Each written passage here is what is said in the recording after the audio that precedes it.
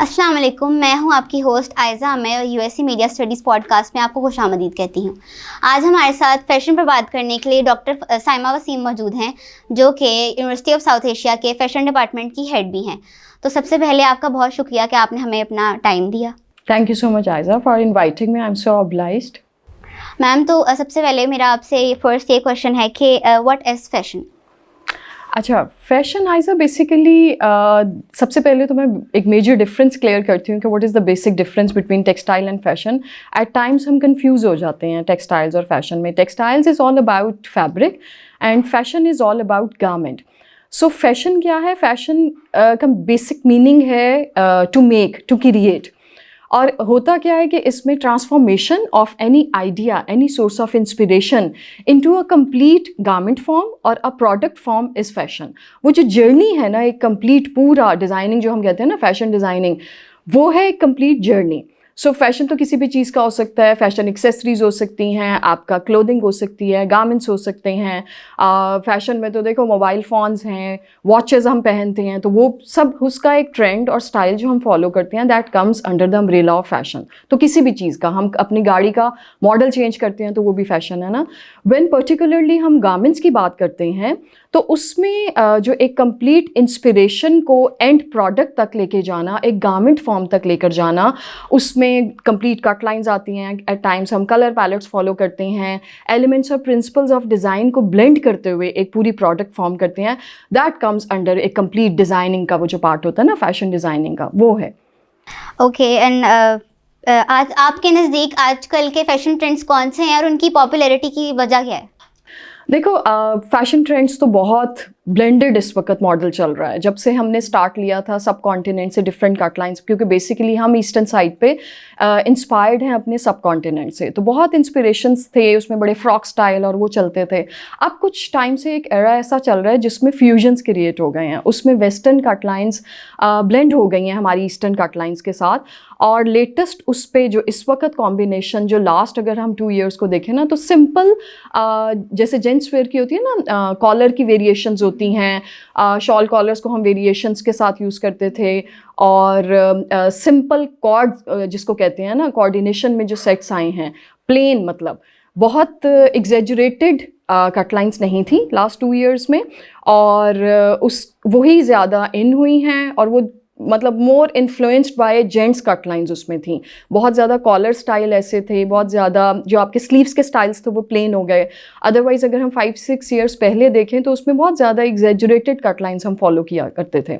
तो अब की पॉपुलैरिटी की वजह ही ये थी क्योंकि ज़्यादा देखो, इन्फ्लेशन की वजह से बहुत सारी आपकी फ़ीमेल भी वर्किंग हैं।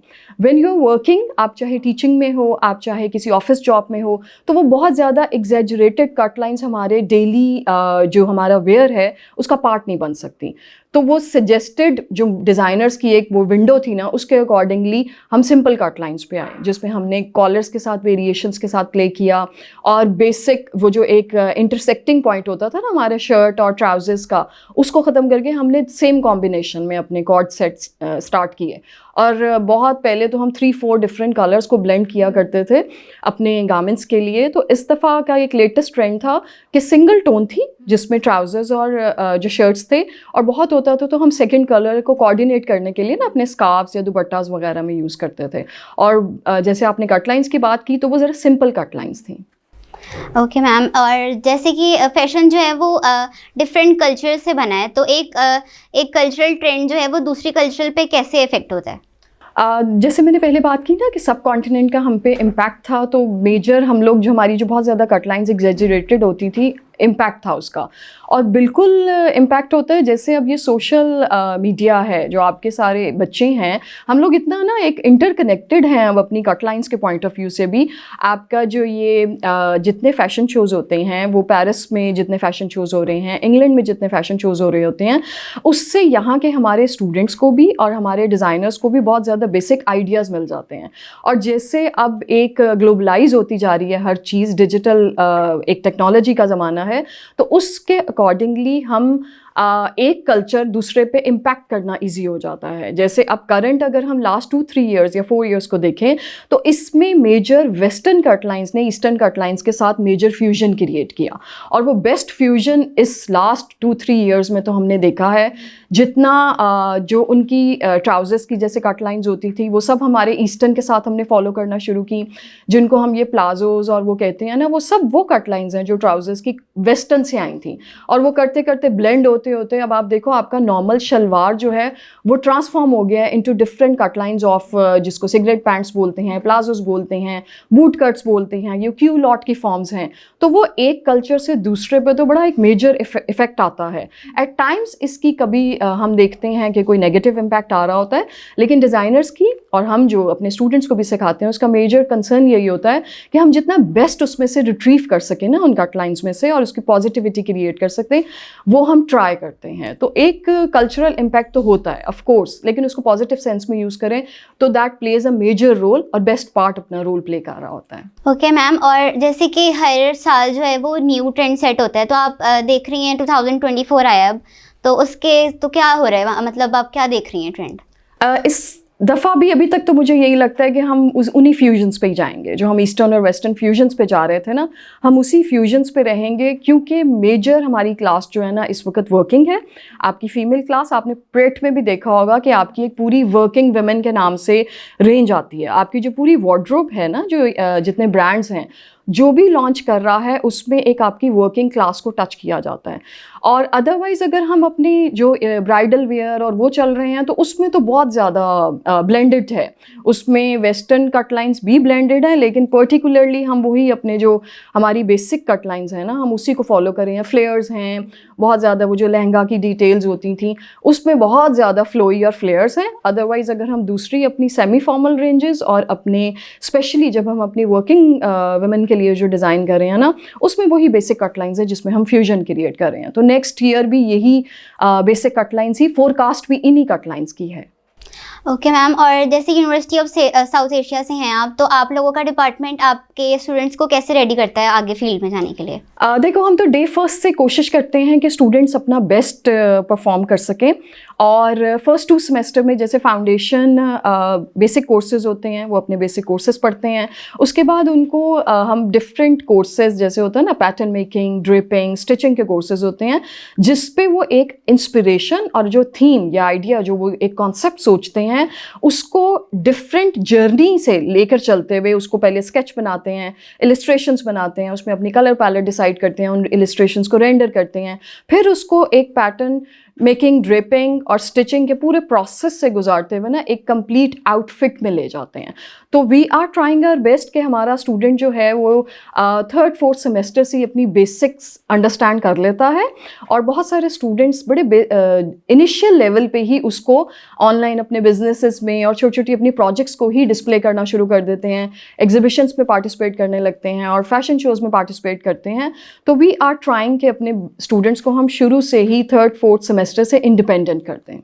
ओके और मैम जैसे कलर्स का जो है एक बहुत मेन रोल है फैशन में, तो एक पर्सनैलिटी को कैसे डिस्क्राइब कर सकते हैं या फिर किस तरह एक इफेक्ट पड़ता है कलर्स का पर्सनैलिटी पे? देखो कलर तो एक मेजर ब्रैकेट है। अगर when we talk about elements and principles of design ना, तो हम जब कहते हैं कि whenever we are going to create a design that is a blend of elements and principles of design, और whenever we talk about elements of design तो हमारा मेजर एलिमेंट जो है, जैसे हम line, shape and form, space, texture की बात कर रहे हैं ना, तो यहाँ तक तो डिसाइड हो गया कि क्या फैब्रिक होगा, क्या उसकी कट लाइन्स होंगी, क्या उसमें किस तरह का प्रिंट और वो यूज़ करेंगे।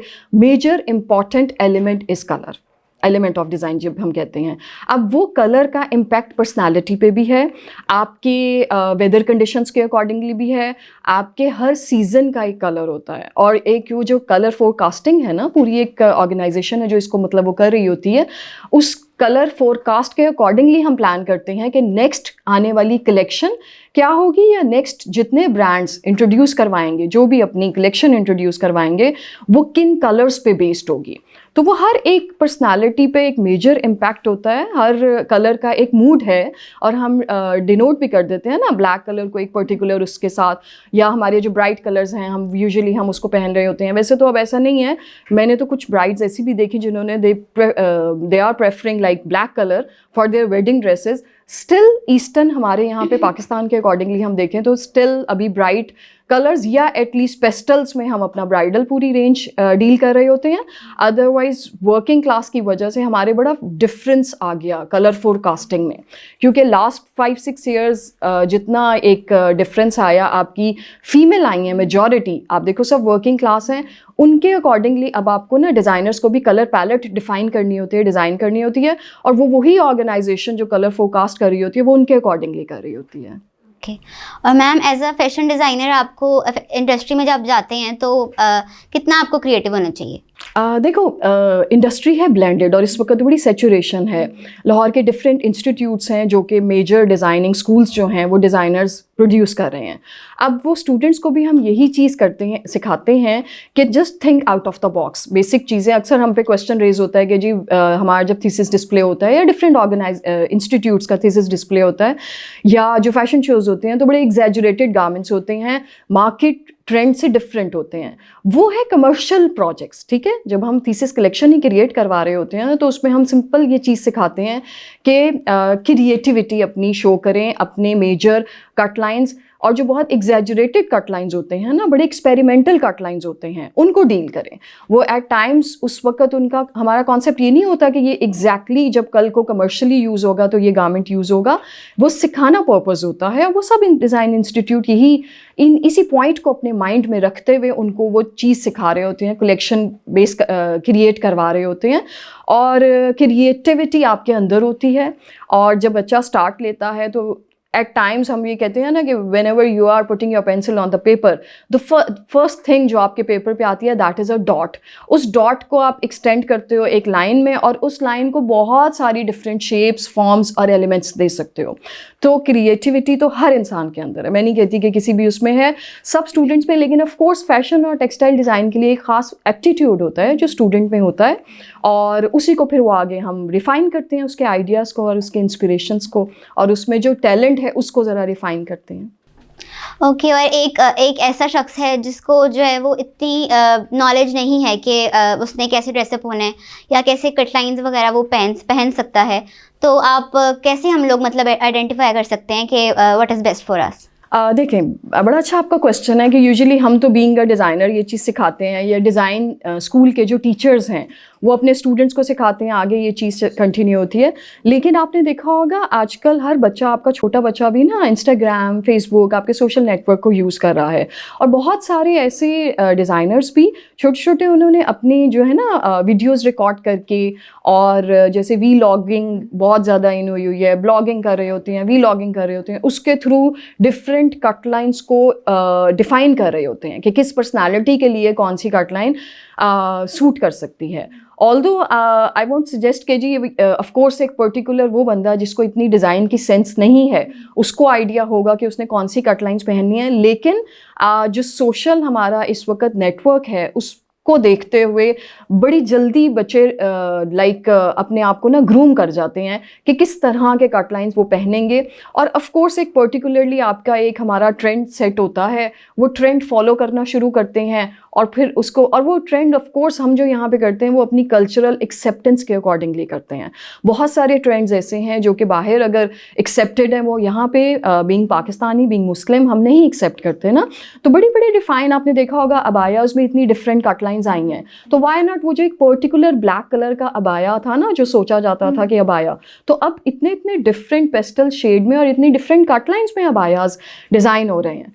तो इट्स नॉट कि आप मतलब अपनी लाइंस में रहते हुए अपने कल्चरल इम्पैक्ट को देखते हुए और जो चीज़ कल्चरली एक्सेप्टेड भी है उस चीज़ को, पॉइंट ऑफ व्यू को माइंड में रखते हुए बड़ी इजीली डिफ़ाइन कर सकते हैं। और बाकी तो छोटे छोटे जैसे वर्कशॉप्स, कोर्सेज डिफरेंट इंस्टीट्यूट भी करवा रहे हैं और सोशल नेटवर्क्स पे भी इन होते हैं, तो उसके अकॉर्डिंगली आप फॉलो कर लेते हैं कि आपको किस तरह की कटलाइन पहननी है। मैम आपका बहुत शुक्रिया कि आपने हमें अपना कीमती वक्त दिया। उम्मीद करती हूँ कि आपको आज का हमारा पॉडकास्ट पसंद आया होगा। इंशाल्लाह नए पॉडकास्ट में नए मेहमान के साथ मिलते हैं, तब तक के लिए इजाज़त दें मुझे। अल्लाह हाफ़िज़।